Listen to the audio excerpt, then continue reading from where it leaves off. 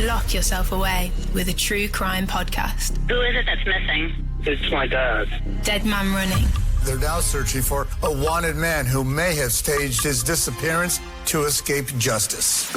Intrigue to catch a scorpion. I'm going to try to track down one of the biggest players in this trade in Desperate People. A very British cult. They are brainwashing people. For Most Wanted podcasts, listen on BBC Sounds. BBC Sounds. Music, radio, podcasts.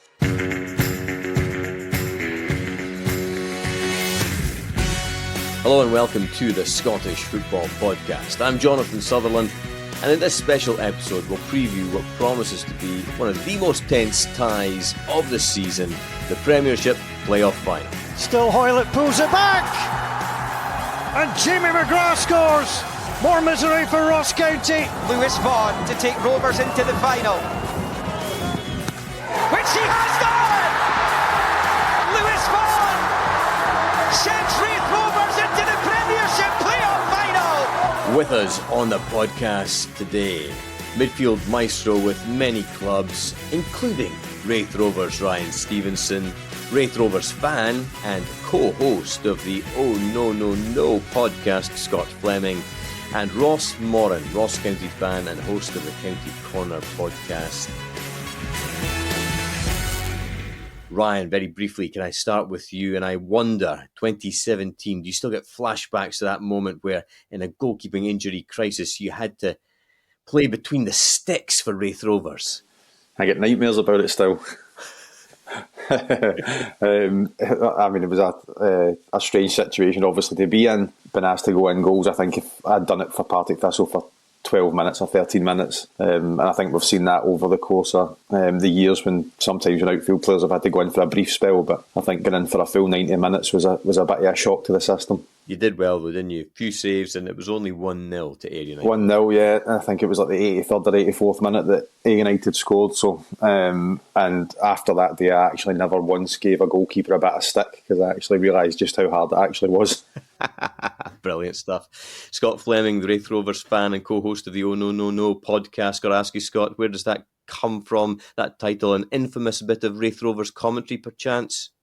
It's actually a part of one of the sort of more known songs with the fan base. So it's... my apologies. That's where it came from, yeah.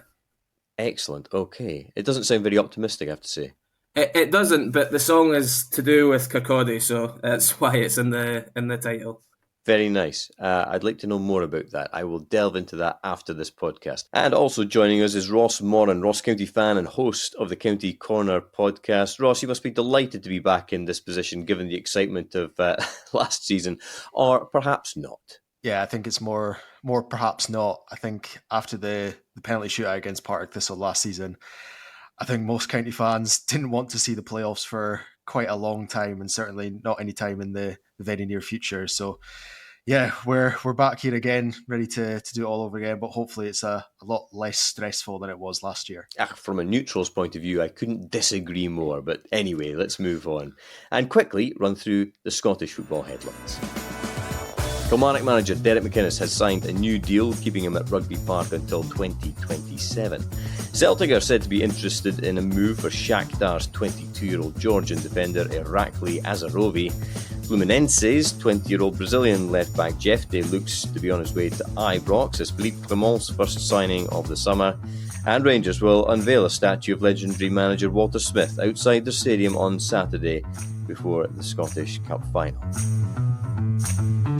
Right, let's get down to business. Raith Rovers versus Ross County, 8 p.m. tonight, the first leg in Kirkcaldy. Then midday on Sunday in Dingwall is where it will all finish. Right, Ryan Stevenson, how will both teams, do you feel, be approaching this huge tie? Well, I think obviously Raith Rovers, after the result the other night, will be delighted. They'll be full of confidence. They'll be nervous, but I think it'll be good nerves. I think just the way it played out the other night was epic. I think for the neutral, it was just such a good game. It ebbed and flowed. Raith Rovers had a 10-15 minute spell where they were really good. Then Partick had a really good spell, and it just went back and forth and back and forth. And I think when the ball fell to Brian Graham right at the end, you just thought, this is it. And then you would never expect Brian to, one, miss a target and two, not score. And then I think when it went to the penalties, I actually was sitting there and I actually felt sorry for whoever was going to lose. I genuinely did. But Raith come through it. And for me personally, I think they'll be absolutely flying. I genuinely do. I just think the way it happened, I think the way the game unfolded, I think the full season that they've had has been really, really good. So yeah, I could imagine in their camp just now, they'll all be absolutely buzzing to get to tonight, and hopefully again they can put on a good performance. I think for Ross County it'll be the opposite. As Ross says, been back in this situation again for the second year in a row is not what you want to be doing, and especially I think going to the last game of the season with St Johnstone, and you'd be hoping and praying that you weren't going to be in that position, and now you are. So a big sort of couple of days for Ross County players to get themselves together, to get their thoughts together, to galvanise themselves as a team. For me, I think I'd much rather be in the Raith Rovers dressing room than I would be in the Ross County just now. That's really interesting perspective, Ryan. Scott, you are the Raith Rovers fan.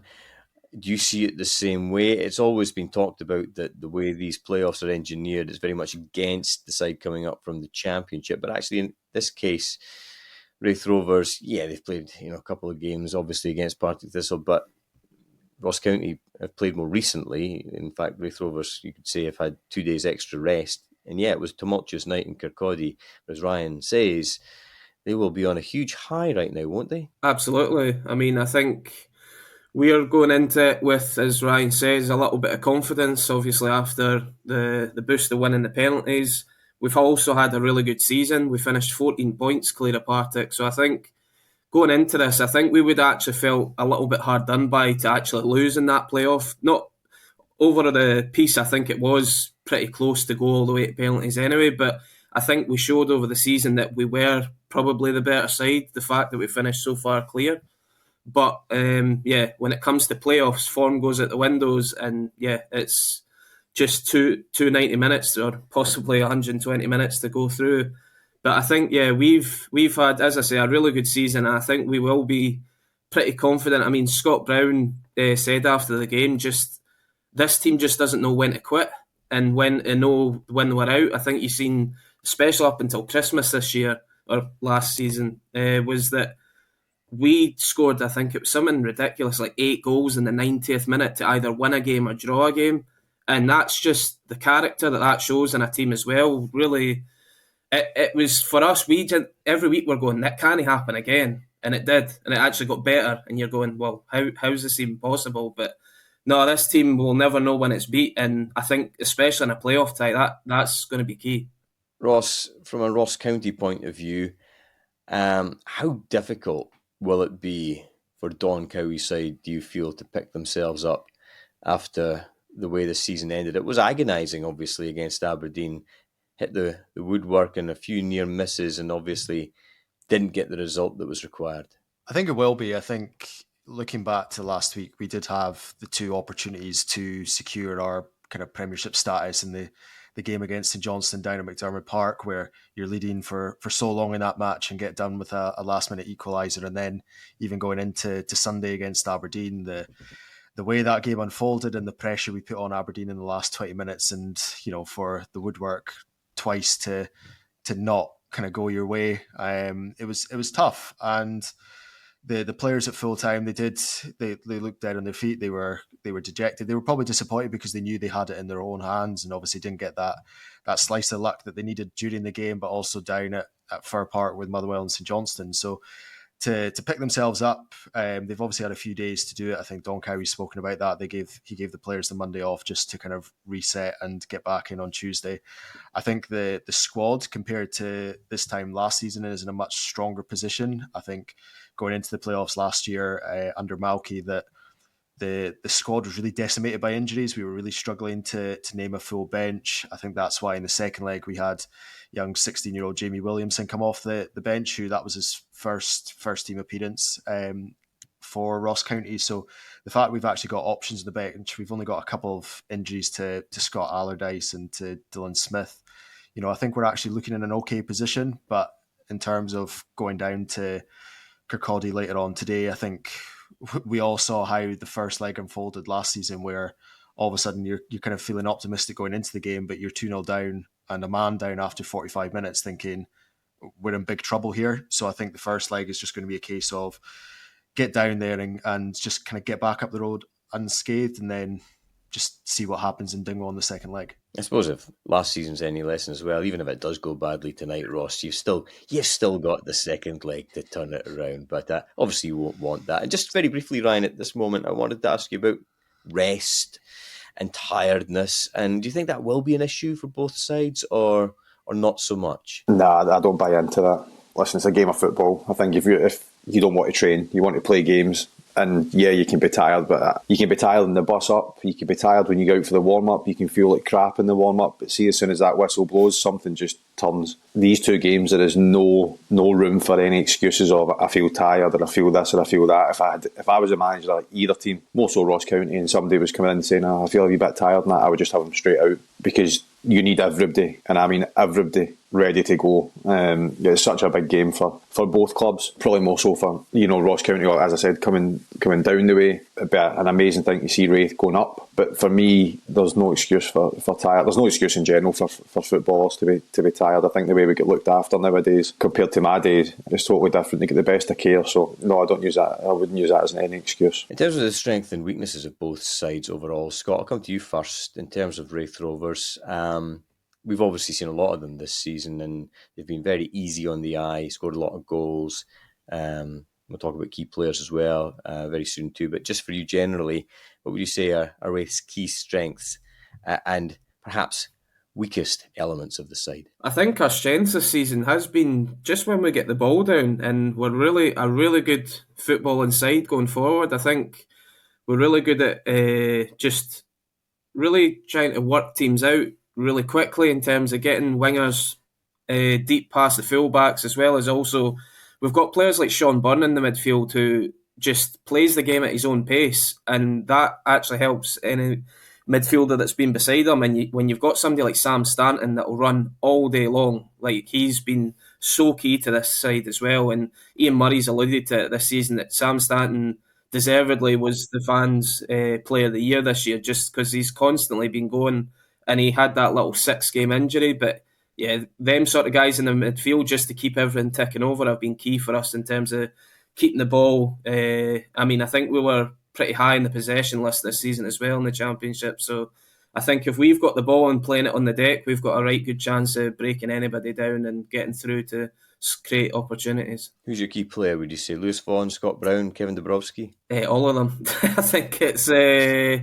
Kev's been superb this season. It's been his first year in terms of a starting keeper in the Championship, and also likes of Lewis Vaughan. I think you would go some way to find somebody that doesn't like Lewis Vaughan. He's such a nice guy. He's just such a good footballer as well. I mean, he's probably technically one of the best players in the Championship. And the fact that he's actually back playing after 4 ACL injuries is just incredible. And we never take it for granted that he's going to be here forever, because, to be honest, if he didn't have these injuries, he'd probably be in the SPL before now. And we're now hoping that he's the guy that's going to take us there. But I would also throw in Scott Brown's been incredible this year as well. I think he doesn't really get a lot of the plaudits because of the role that he plays in, and he sometimes drops into defence as well. But as a captain, he's just driven the team on, and he's been superb whenever he's been playing. Ryan, for you, what have you liked most about Raith Rovers from what you've seen so far this season? Yeah, I just think as a team, I think as a whole, I think they've got, obviously individually they've got really good players, but I think the way they move as a unit, they're on the front foot constantly. I think I like the way that, listen, I never really actually got on very well with Ian as a player, but what I will say is as a manager, he's done superb. I think the way that he sets the team up, I think, as I said, they're always in the front foot. They look to get the ball wide, they look to get balls in the box, they defend as if their life depends on it. I think you've seen the Scott Brown clearances where he's thrown his body on the line. It means everything to every single player. As he's saying, Sam Stanton, I played with him at Dumbarton for a brief period, really good player. And then obviously I've played with Lewis, where you know that if you get half a chance to Lewis, and Dylan Easton as well, they can hurt you. So as much as I said, I never really got on with Ian as a player, I think what he's done there at Raith Rovers, setting the team up and the way they play, I think it's really, really good. Interesting. We'll touch on the men in the dugout in a moment. I just wanted to get, Ross, your views on Ross County as a team overall. I've seen them a bit this season. I was up in Dingwall when they got that historic first victory against Rangers. Hugely impressive. Obviously, it's not been hugely impressive for the majority of the season, otherwise they wouldn't be in this position. What's your appraisal in terms of the strengths and weaknesses of Ross County right now? I think just our goal scoring threat, I think that's what we've carried throughout most of the season, but especially just since Don's come in as interim manager, I think we've seen it just kind of become more of a strength. I think Simon Murray's form since Don took over is incredible. His goal contributions, both goals and assists, has been right up there. Jan Danda looks back to his best as well before his move to Hearts. He almost wants to sign off on a positive note, which is really appreciated to the fans. Obviously, other guys like Jordan White, Eamon Brophy, we carry a real kind of goal scoring threat. Whereas at the back, I think we have struggled to keep clean sheets this season. We've not kept a clean sheet since the 5th of December, which is, as we know, is quite a long time. And the fact that based on that record, there's always been goals involved in county games since then. So I'm not really expecting any different tonight. I think we're all sitting here thinking, what is it between Ryan Stevenson and Ian Murray? So we might as well talk about them then. We'll go to you first, Ryan. Was it just a personality thing, or was there an altercation between the two of you? It was just he played for Hibs and I played for Hearts. and we played against each other. Yeah, and we just, I remember a couple of times at Easter Road having a few tussles with him. I remember Kevin Kyle knocking one of his teeth out during the game. So no, it was all. I'm saying it was all good for mine because I never lost any teeth. But it was, it was just part of the game. Scott, you must be hugely impressed by the job he's done, and a little bit worried that other clubs will be looking at him as well. But yeah, I mean, he's had a fantastic season, and I thought, having spoken to him a few times, handled himself very, very well. Yeah, I mean, he's a very level-headed guy. I think any time that you watch any of his interviews, he's actually very interesting to listen to. I mean, we've had managers in the past that haven't been so interesting to listen to, and their interviews become a bit repetitive. But no, he's always thinking about the game differently to whoever you're playing. And I mean, I think the most impressive thing with Ian Murray is that he has shown before, especially with Airdrie as well, that when he was in charge there, that he gets better if he's given time. I mean, last year we were a bit of a shambles at times. We barely filled our bench. I think we had 3 subs on the bench for the last 7 games of last season, basically. And we were the only team going into the final day of the Championship with nothing to play for because we were so far clear of relegation and so far off the playoffs. So it was a bit of a non-event. But then when you seen he was given time over the summer, get his own guys in again, then he proved that he can put a really good squad together given the time. And he's done brilliantly this season. I mean, the football that we've played at times has been very, very good to watch. And I think he's very attacking as well. I mean, he's not scared to, if we're a goal down late on in a game, to go, oh, you know what, we'll just leave 2 defenders on and we'll just go for, we'll just go with 4 up top, 5 up top just to get that goal. So it's a bit hear him, scare him at times, but it's fun to watch. Ross, for you, Don Cowie, another, I was going to say, quiet, sort of thoughtful kind of new manager from what I've seen so far. And he's already got a huge feather in his cap for that massive victory against Rangers, which I mentioned already. It was Ross County's first ever win against Rangers. And obviously he's come in difficult circumstances. He's a bit of a Ross County legend. And I wonder, is there a feeling amongst Ross County fans that even if the worst happens, you like to see the club stick by him, or how do you see that? Yeah, 100%. I think, as you said there, Jonathan, I think Don was given a really difficult situation to come into, to take over from Derek Adams and try and, re-galvanise the squad and get them going back in the right direction. And, on the whole, he has done that. And he was just very unfortunate just to miss out on securing, our Premiership status in the last couple of games. But, the performances on the whole have been very, very good under Don. As you said there, he's a club legend, obviously, from his playing days. And I think he's the biggest success story in terms of a player that's come through at Ross County, come through all the youth academy, all the youth levels, into the first team, and then what he's gone on to achieve in the game, Scotland caps, playing down in the Premier League in England, and then coming back up here to manage. And it always felt like Dom was going to make that step into management, and we all hoped it was going to be at Ross County and there was going to be a succession plan in place. But in terms of the wins that he's picked up this season, obviously the Rangers one was a big one, but the 3 back-to-back home victories against Hearts, Rangers and Hibs, for a rookie manager in their first season, it was really, really impressive. And the nature of the performances as well, on the whole, have been very good. So I think, if worse comes to worse and we do miss out in the playoffs this season, I do think that Don does deserve the opportunity to build his own squad through the summer and have a go at the Championship next season. But hopefully we're going to be talking about in a few days' time that he's going to have the job on a permanent basis building a Premiership squad, but we'll wait and see. Okay, time is against us, gentlemen, so very quickly, predictions from all of you. I'll come to you first, Scott Fleming, Raith Rovers fan. Prediction for tonight and prediction for the tie overall. I think, I could see goals tonight. I've got a feeling that it's going to be just really tight, so I'm going to say it'll be 2-2 tonight. And then I really hope it doesn't for my own nerves, but I'm going to say it could go all the way to penalties in this tie as well. So I'll go with that. I'm hoping we do get the job done and we do go through on penalties on Sunday up in Dingwall. Ross, from a Ross County perspective, your prediction for tonight and for the tie overall. Well, I was having a quick look and I noticed that the Premiership side going into these playoffs haven't won away in the first leg in a number of seasons. So hopefully we're going to break that record. To me, I think if we're at our best, I do think we can pick up a victory. I'll go for a 2-1 win down there. And if that's the case, I'd like to think our home form will kind of get us over the line as well on Sunday. We've only lost one game in 8 under Don. So hopefully it doesn't go to penalties again, as Scott said there, because I can't take that again after last season. So no, I do fancy us just to have enough to get the job done. It was maybe for me the most exciting match to watch of last season. I'm sure you don't want to go through that again, Ross. And Ryan Stevenson, I'm going to look at you as the voice of neutrality. I know you played in goals for Raith Rovers and also outfield, I should mention as well. But how do you see tonight going and the tie overall? Yeah, I think Raith Rovers will need to win tonight, which I think they will.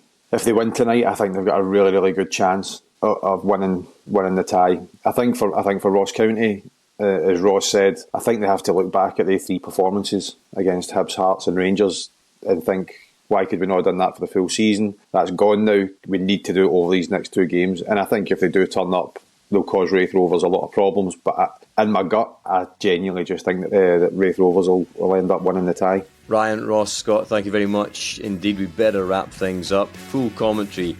Live commentary of Raith Rovers versus Ross County on Sportsound on BBC Radio Scotland Extra from 6 o'clock this evening. Plus, live coverage of the BBC Sports Scotland website and mobile app and highlights on the BBC Scotland channel at 10:30 this evening. And I'll be back here on the Scottish Football Podcast first thing tomorrow morning with another special preview, this time of Saturday's Scottish Cup final between Celtic and Rangers. Scottish football, the gift that keeps on giving. Thanks for listening. The Scotland Rugby Podcast is now available every Tuesday. Join me, Andy Burke and Tom English. Just head to BBC Sounds and subscribe to the Scotland Rugby Podcast. It's just seismic stuff. There's bucket hats as well. Oh, really? Yeah. Is this a rugby podcast or is this a fashion podcast? Why can't it be a bit of both?